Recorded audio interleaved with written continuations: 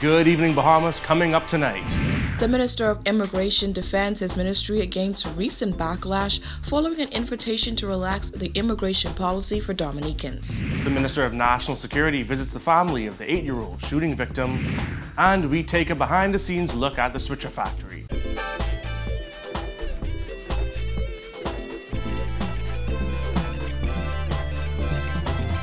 Our news is brought to you by Alive, the nation's newest and best LTE network. Good to be alive. Welcome to our news and thanks for joining us. I'm Jared Higgs. Topping news tonight, the Minister of Immigration defends his ministry against the recent backlash it received following an invitation to relax the immigration policy for Dominicans. Our Giorgio Bain tells us that many applicants awaiting citizenship approval are feeling disgruntled. Following a meeting with the Prime Minister of Dominica and a subsequent trip to Dominica, the government has remained steadfast in its promise to relax the immigration policy to allow citizens of Dominica who meet the criteria to come to the Bahamas. Symonette has also faced heavy backlash as persons already residing in the Bahamas question when they will receive their documents. However, according to Symonette, there's more to the issue than what meets the eye. If persons want to raise the issue that they've been waiting 20, 30, 40 years for citizenship, that's a different issue. My ministry is still going full speed ahead to try and regularize as many people as possible.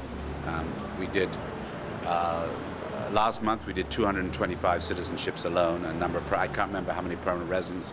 I've had 4 or 5, nearly every 2 weeks I swear in citizens that were either approved by myself or by Minister Mitchell when he was former minister. Symonette says his ministry faces a real problem due to an outdated system. The real problem that we have is we have no idea as to the numbers of those persons. It wasn't like they were computerized or anything. So I can't, if you ask me, I can't tell you what the backlog is. I know when I was there the last time, I cleared out a tremendous number of people. So that's it. And not all of it is the government's fault. I'll just add this, not all, they always try and blame immigration. In a lot of times we've written to people and asked them to bring in documents. And because they have no addresses, they don't leave cell numbers, whatever, they either don't get the letters or they don't check, and they haven't brought in the documents. The ministry also faces several other issues, including getting access to documents needed to complete forms for citizenship and residency, Symonette said. Pulled a letter from 2015 where the person hadn't supplied documents. He claims they didn't get the letter because it was general delivery. Well, we know the state of the post office. And shortly I'll be doing an exercise like we did before to ask people to come in. So there's other difficulties where because of the earthquake in a place like Haiti, they were unable to get their birth certificates or their papers. So it's not always an immigration problem. I've called numerous persons and they have a cell phone. They don't answer because they don't answer a call unless they know who it's from. Reporting for our news, I'm Giorgio Bain.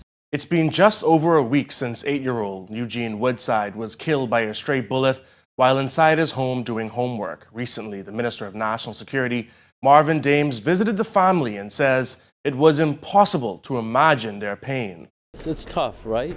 As any parent would say, I hope one day I leave this earth before my kids.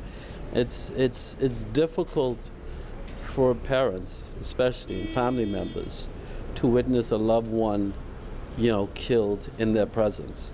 And I had the opportunity to meet with the mother, the father, and the grandmother and other family members yesterday.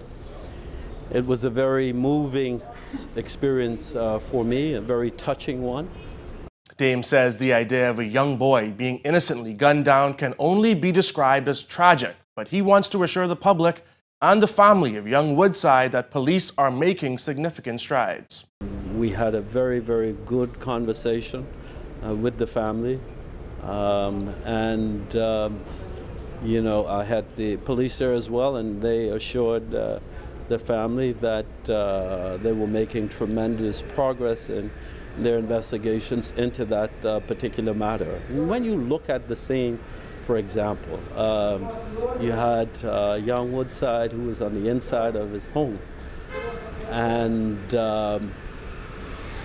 just examining the scene, and just seeing that single shot that entered that house, right, and that passed through the plywood and through the sheetrock, fatally wounding young Woodside. It's very tragic.